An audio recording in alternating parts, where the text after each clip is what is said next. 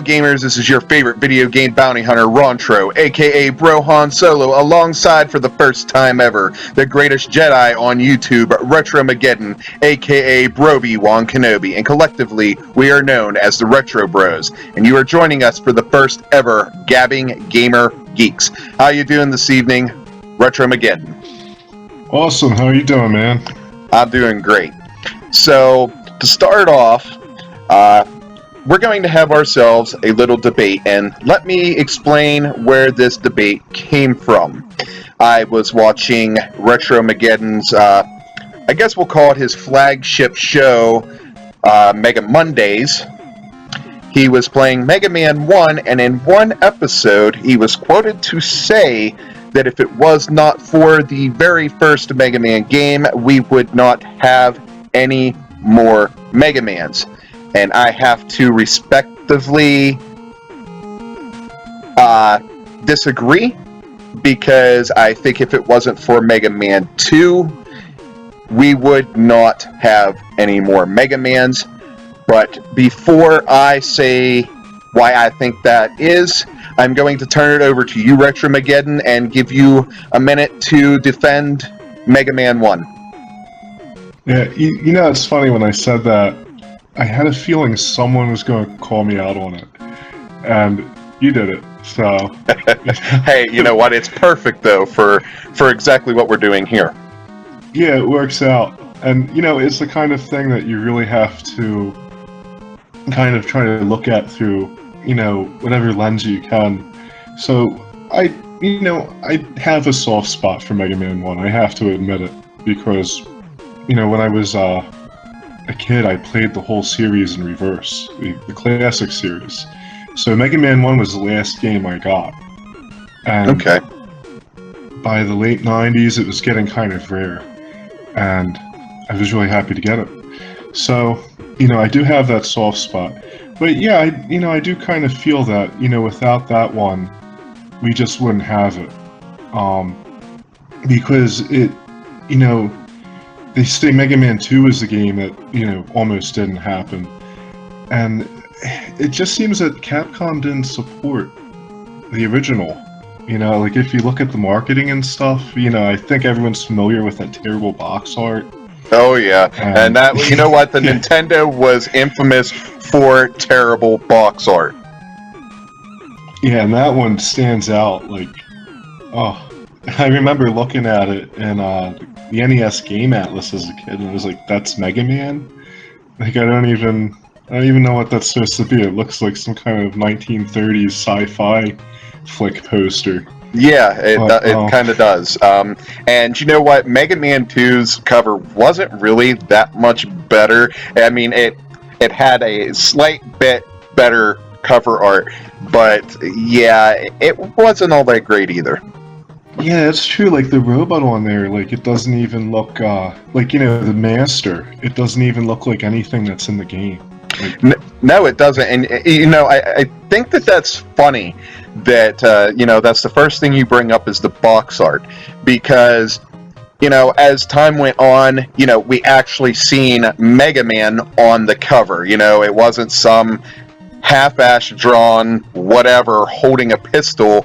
It was actually Mega Man, and I think it's funny that whenever they made Mega Man 9 and 10 for like the 360 and PlayStation 3 and the Wii, they went and did, but I mean, you can't really call it box art because they are digital copies, but if you look up what they intended to be box art, they went back to that terrible design.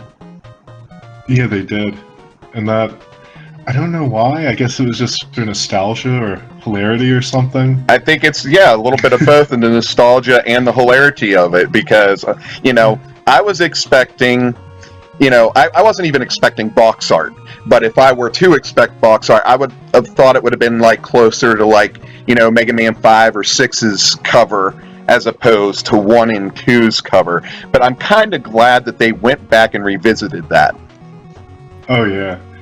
And, you know, they could do it then because, you know, it's a huge franchise. And, it's funny you mentioned 6 because it was the box art on 6 that actually convinced me to get a Mega Man game.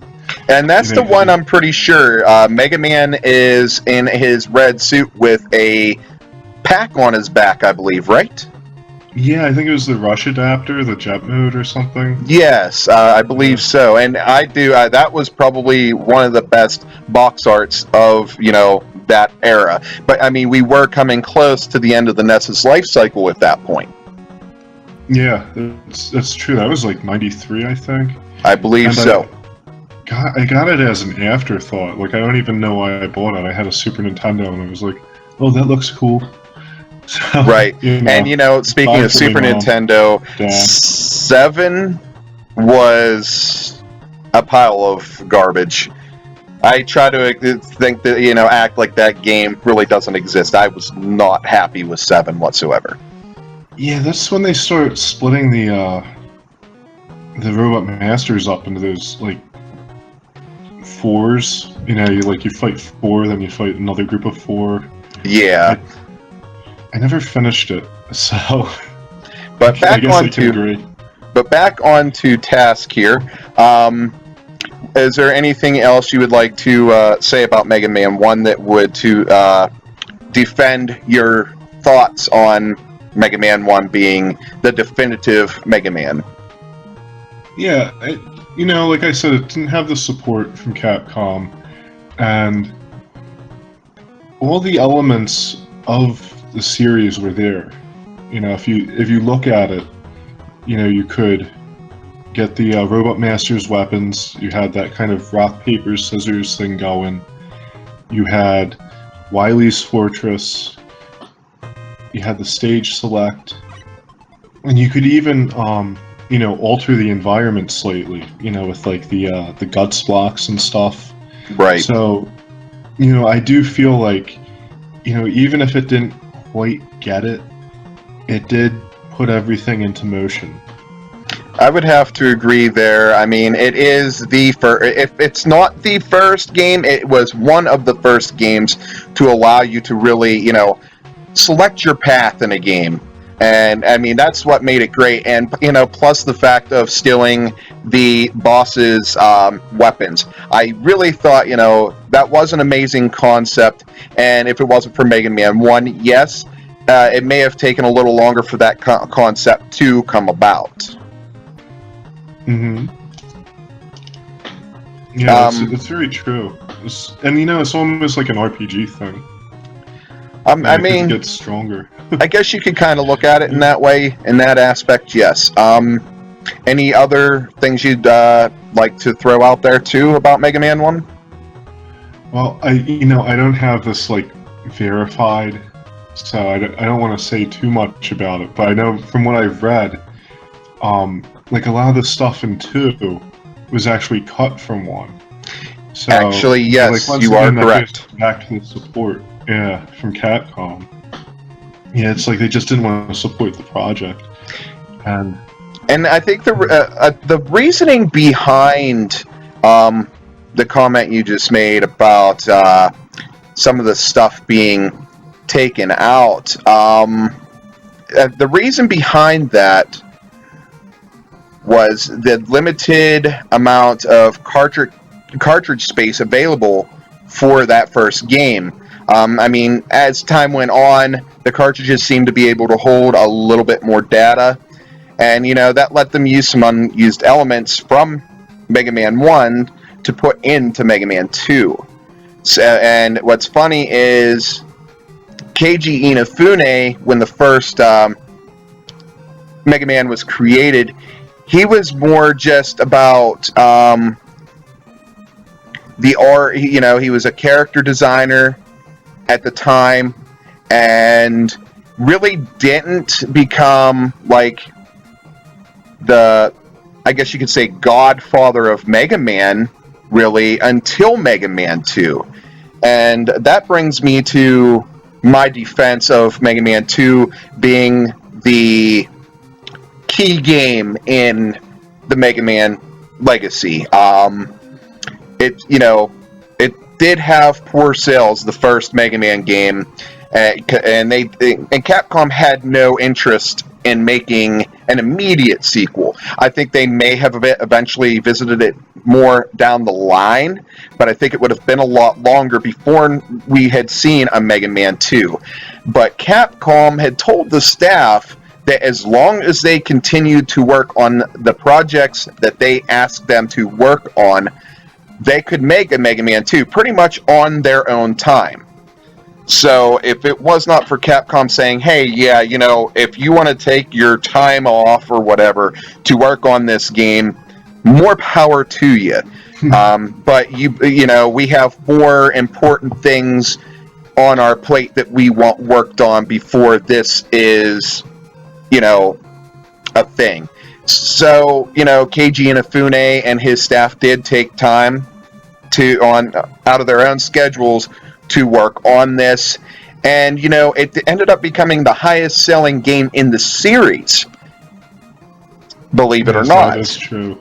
And even Keiji Inafune said himself that the success of Mega Man 2 is what made the series a hit and continued to spawn sequels. So they're right there, you know, with something to back it up, not just for my nostalgia, because nostalgia does have something to do with it. Mega Man 2 is my favorite game, not just because of, you know, it being the definitive Mega Man game, but, you know, I have something to back it up to go along with my nostalgia for it. Well, you know, there is a certain magic to it. And as you know, you're talking about Inafune and, you know, his team working on it, like, off the clock. You know, I do remember reading it. They would put in, like, 20-hour days. Oh, yeah. And when I asked about that, he was like, oh, well, that was the happiest point in my career. And, yes. You know, I have to give you that. Like, that, it shows. It shows in the gameplay and the design. He showed the love that he had for this series, and honestly, you know, that love still continues today, but that'll be a little more, we'll talk a little more about that here later on in this discussion. And I think that about wraps it up for, you know, the discussion of Mega Man 1 versus Mega Man 2. Yes, I'm certain people can help us decide in the comments. Yes, that would be wonderful. You know, right down there in the comments section below, why don't you tell us your favorite Mega Man, whether it be Mega Man 1 or Mega Man 10. You know, let us know what your favorite Mega Man is, and, you know, please tell us why. Alright, so the next subject on our agenda is the Mega Man Legacy. I just want to start off with saying that Mega Man has really become an important mainstay in video game history in general. If you really look at things, I mean, we have, you know, the original Mega Man series, and then Super Nintendo came, the Mega Man X series, and then we move over to the Game Boy, and we had, the Game Boy Advance, we had the Battle Network games, which I was actually really disappointed with. I think Mega Man could have worked as an RPG, but I really don't think that they went the right way about it. I mean, what are your thoughts on the Battle Network games? I've actually not played them. I looked at them, and I was like, well, I have them, actually. Oh. But I just never, you know, I never played them. There's just something about it that, I don't know, I just was like, yeah, well, I'll get around to it. And still have not come around to it. yeah. Soon, though, because I will run out of Mega Man games. Oh, yeah. Quickly. But there was that Mega Man X RPG on PlayStation 2. I never got a chance to play that. It was a solid game. It wasn't, you know, anything fantastic. It was kind of like basic RPG with Mega Man stuff. Yeah, and Mega Man. It was a good game. Mega Man wasn't really a big thing come PS2. Like PlayStation 1 had a couple. And I mean, we had the Mega Man Legends. which I got to play the first one. Apparently, a second one was made, and then a third one had been planned, but it never came to fruition, which I think is real unfortunate. I guess because they didn't believe that, Legends was a big enough seller to really keep focusing on it, and it's a real shame, because I would have liked to have seen exactly where Mega Man Legends could have went. Yeah, it seems like it's controversial. Like, I always liked it, so... I think what it has is really a cult following, I guess you could say. Yeah, and it's different running around in a 3D world with Mega Man. So yeah, there's also Mega Man 64, which I have never touched, but I believe it's just the same thing as Mega Man Legends, just under a different name. And back to the whole PS2 thing, it not really having much of a mainstay on there as it has on so many consoles before. The only thing we really seen was the Mega Man Anniversary Collection and the Mega Man X Collection, which actually went across all three consoles of that generation. Yeah, which was pretty awesome. It was. I have both of them, so... I had Anniversary Collection for PS2. It seemed to have magically disappeared. Go figure. But I do have the Mega Man X Collection, which I have on the GameCube. Now, one of the greatest things I thought about the Mega Man Anniversary Collection was, number one, you had a difficulty select for every game. I mean, you could actually make it easy and make them games, a cakewalk. And then on top of that, you had the remix soundtrack, which I used the first time I played through all of them. Ever since, I have not used that remastered soundtrack. I have always used the original soundtrack for those games, because I feel that, I don't know, those games are meant to have that 8-bit sound. Yeah, and a lot of times they, flub it when they try to remix it. Like, I don't know if you ever played the Ninja Gaiden Trilogy game on Super Nintendo. Yes, they kind of butchered the soundtrack, in my opinion. Yeah, all the wrong instruments. Like, it was almost like the person who did the music didn't see the game. Right. But that's Tecmo, of course.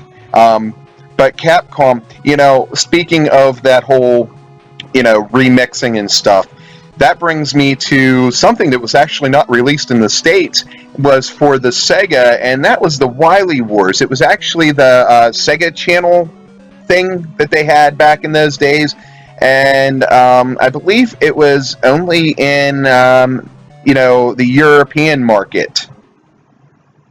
Yeah, I think you're correct on that. I don't know, are there any copies of that floating around? I'll have to look into that. I'm sure there probably is. Now, I have played Wily Wars through other means that we do not condone here at R&R Gaming, known as emulation. I have played it, and the soundtrack, you would think that using the Sega's, sound chip, and it being a 16-bit console and stuff, that the sound would improve. But in my opinion, the sound greatly declined. I was not happy with the soundtrack at all. Yeah, I've noticed with the Genesis, it's the sort of thing that you really have to have a feel for with its, I don't know, I guess it's sound fonts. There's some people who can, they could really use it well. And then there's some games where, like, the musician was just using, like, that generic guitar riff. The best example I can pick out for great soundtrack for Sega, using that sound chip correctly, was the Streets of Rage series. I mean, that really showed what that chip could do. Again, this that's something else entirely. But back to the Mega Man Legacy, you also had the Mega Man Zero games for the Game Boy Advance. Yeah, that's correct. Now, those games turned up the difficulty. They turned it up a notch, let me tell you. Yeah, and they did have some sort of I don't want to say Metroidvania, but they kind of had that vibe. It did. It did actually. And honestly, I did not get to play them games on the Game Boy Advance. I did not actually get to play them until the Zero collection on the Nintendo DS. But I played through all 4 of them. I loved them all. They were great games, but they had to be the hardest Mega Man games in existence, and Mega Man wasn't even the protagonist. Yeah, I guess everyone wanted Zero, and I always felt he was harder to use in general in the games. Maybe that was just me. So it seemed very appropriate to say the least. It was almost like, oh, you want a Zero game? Fuck you, here. And I will have to agree on that 100%.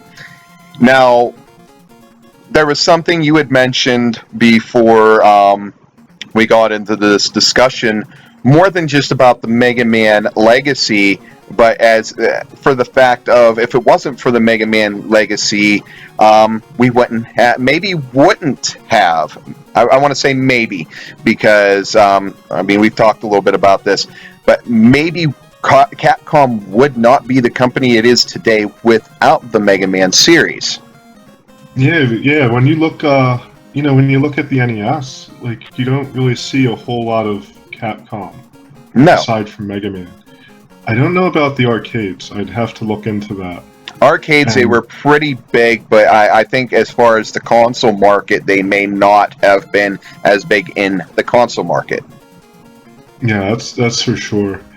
And, also, they did spawn, Mega Man did spawn, copycats, because there were games like Wampum. Right. I almost forgot about all this. Yeah, Wampum, Eight Eyes. Like Eight Eyes. Oh man, that game. Me and that game have a history.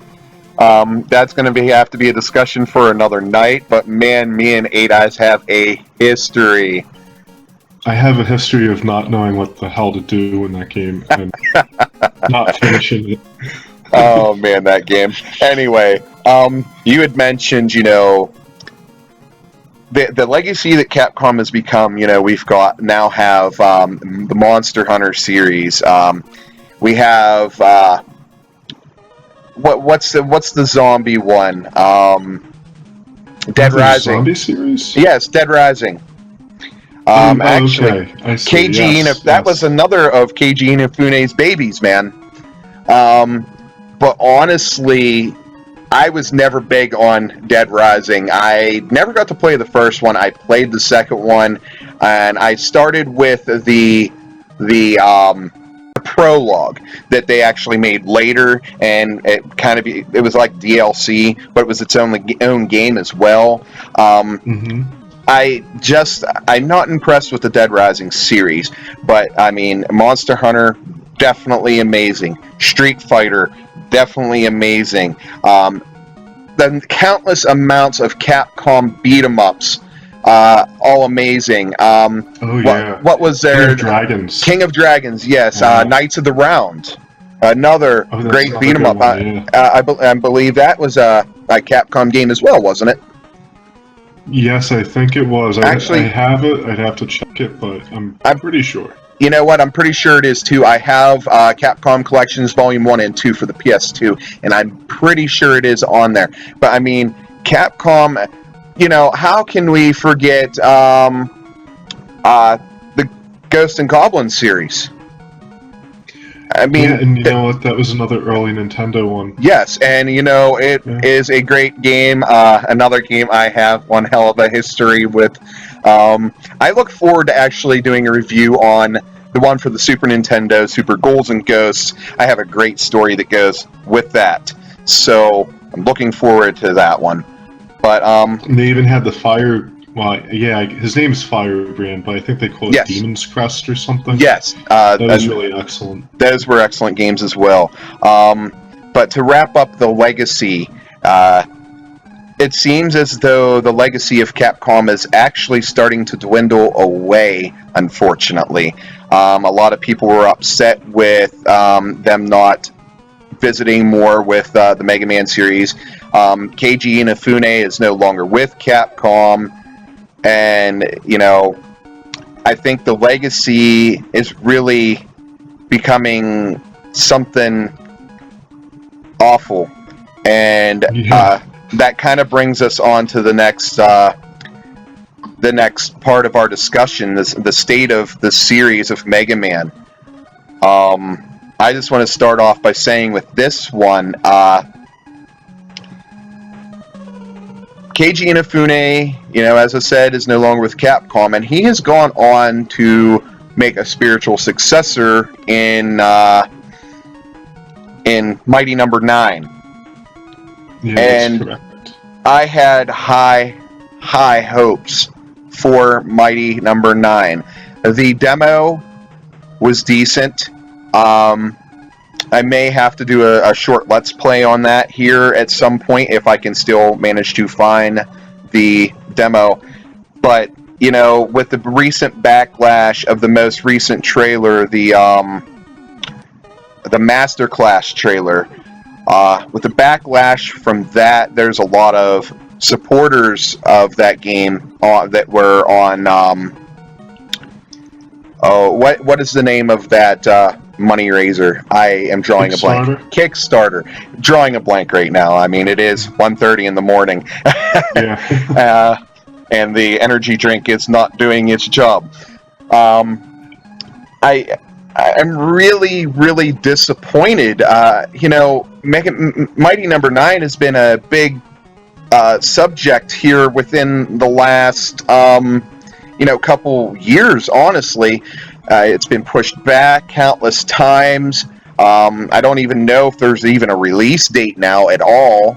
And just that trailer, what makes me the most angry is they actually paid somebody to make that.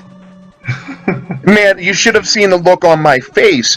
And I showed a former roommate of mine who actually lives on the floor below me, in one of the apartments below me. I showed him the same trailer, and he just had the same blank stare that I had the entire time I watched this trailer. You know, when I seen the first Mighty Number 9 trailer, dude, I was ecstatic. I was jumping up and down for joy. The people below us probably really hated me that day because, man, it blew me away. I was excited. Ooh, Keiji Inafune's pretty much bringing Mega Man back to its roots and making something awesome. And then, boom, Masterclass trailer shattered everyone's dreams.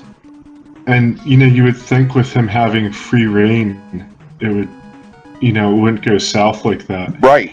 Now, yeah, it's, you know, I don't know. I don't know what's going on behind the scenes there. I know from the gameplay footage I've seen, I was a little underwhelmed. It looked good, and I was thinking, well, this looks like, you know, the first stage. You know, with the Mega Man X games, that first tutorial stage, usually it just kind of looked pretty, right, and you zip through it. So I was thinking, well, maybe it's something like that. But that one character, I know the protagonist is back, right? I believe so, yes. And then at least in the intro stage, there's that character that screams.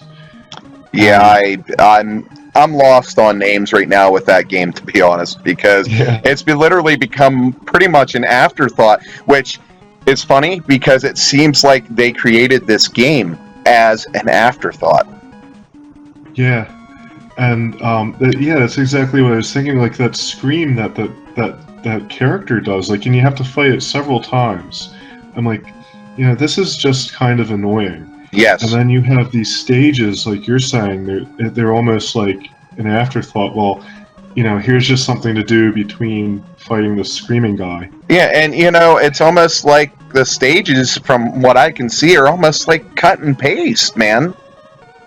Yeah, yeah, and there's like no AI to the. Well, there has to be AI, but Very little the AI. enemies don't do anything. They're just there, walking Yeah. around. And like I said, I just feel like Mega Man is slowly dying off, and it bothers me to the point, because it was such a big part of my childhood. Mega Man was, and I know it was a big part of your childhood as well. And Yeah. it just upsets me that, okay, my son, he's going to be 8 years old here in about a month. Actually, exactly a month as of the 4th of June. He knows who Mega Man is, obviously, because of me. But what about them children out there that have parents that don't play games, or, play very little, or they only play the more recent stuff? This new generation of gamers is really going to miss out on something special, because I don't think there is ever going to be a new Mega Man game. I think Mega Man is done. Yeah, I hate to say it, but after seeing what is it, X8, the one that people really hate it. Yes, I've never had the one. pleasure of playing it, or the unpleasure of playing it. But yeah, like I just kind of got the feeling like what you're saying. Like they were just like, you know what, just put this game together, get it out. We're not doing anymore. We're done Yeah, here. it's like they want to put it to rest, which also brings me to the state of Capcom. I know this really wasn't in the discussion outline, but I really feel like I need to get this out. And you know what? Capcom's not the only company that's a discussion for another time. We're really focusing on Capcom here and Mega Man, but Capcom, it's not the company it was. It seems like a lot of their mainstays are becoming, afterthoughts, like Street Fighter 5. I mean, they even came out and apologized for Street Fighter 5. I have not played it, but I've watched things about it. How could you not have a single player? I mean, there's a single player, but it's not the single player that we know, like going to the arcade and playing against the computer. No, we have this dumbed down single player missions that are super easy to complete, I guess, and only takes you a matter of a few minutes. They really missed out on, something great. I mean, look what Mega Man, I'm sorry, I'm still on the Mega Man thing. Look at what Street Fighter 4 did for the series. It revitalized the series, and then they bring out 5, and I mean that really hurt Capcom. And with Keiji Inafune no longer with them, he was such an integral part of the company. I just feel like Capcom is slowly dwindling away, just like the Mega Man series.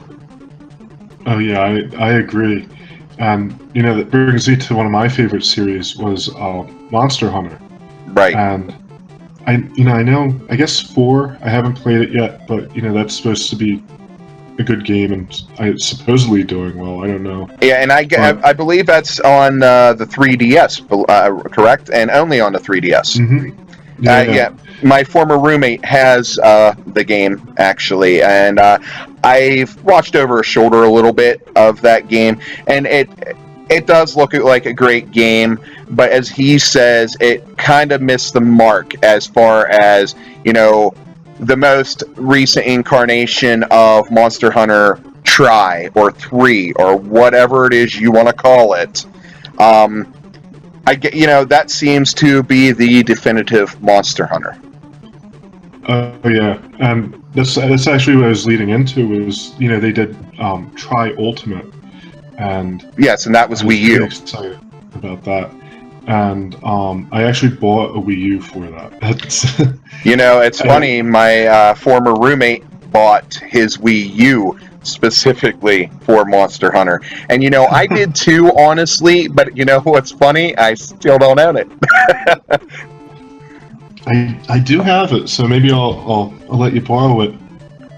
That would be It amazing. wasn't a bad game, but it was like I'd have to see who did it.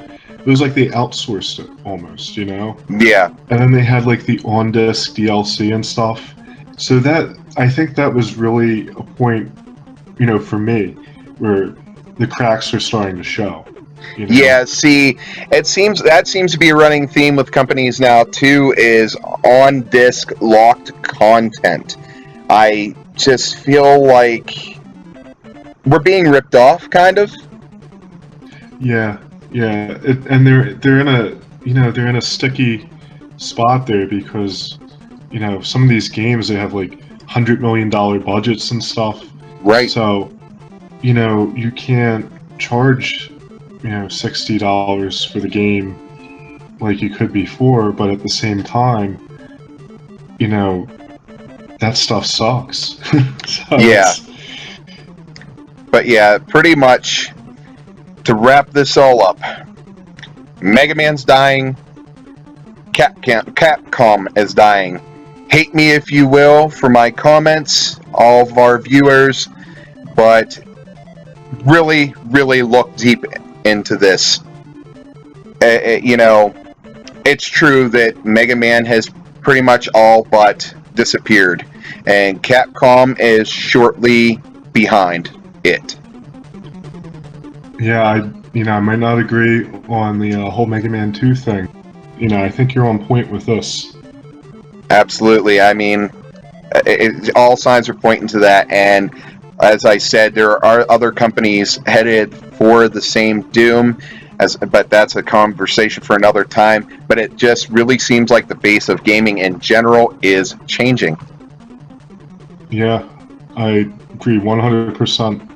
And it's interesting to see where it's going to go. There's people who talk about another collapse. I'm not sure about that. Are you talking about a video game market crash? Yeah, like an Atari style, Yeah. I don't know about that, but I want to have actually a discussion about that as well. But that brings me to the point of, since we are wrapping this up now, our next discussion, we had talked previously about the console that we loved the most. I'm not going to reveal that here as of what mine is, which if you've watched my reviews, you should already know. And I'm not going to reveal what his favorite console is, but we're going to have a little discussion about that. And in that discussion, I think we are going to talk about the state of console gaming along with it. Oh yeah, that's going to be a whole other can of worms there. I think people would be surprised by mine because I haven't covered it at all. Right. Now, I do want to apologize to our viewers. This did run a bit longer than I had planned, but there was a lot of ground to cover. Yeah, a lot of big ideas. Oh, absolutely. So with that, I am your co-host of Gabber Gamer Geeks, I guess, is what we're calling this. Gabbing Gamer Geeks. So, for myself, Rontro, aka Brohan Solo, alongside my co-host, Obi-Wan Kenobi? Or Obi-Wan Kenobi, Retromageddon. Is that what? Yeah. Well, yes. I just thought it fits so well. Yeah. Only because the Brohan Solo came as kind of a Facebook discussion, and it made me think, what would be great to go along with it, and it was Obi-Wan Kenobi. I mean, yeah, I think Broda was a good one too that you had. Oh, Broda. Yeah, but yes. As I said, I'm your co-host of Gabber Gaming. Look, listen to me. I'm mixing it all up. Gabbing Gamer Geeks. Your co-host Rontro, alongside my good friend here, Retromageddon, and we will see you all for the next Gabbing Gamer Geeks discussion. Yeah, thank you for watching, guys. We really appreciate it. Absolutely, and all I have to say is game on.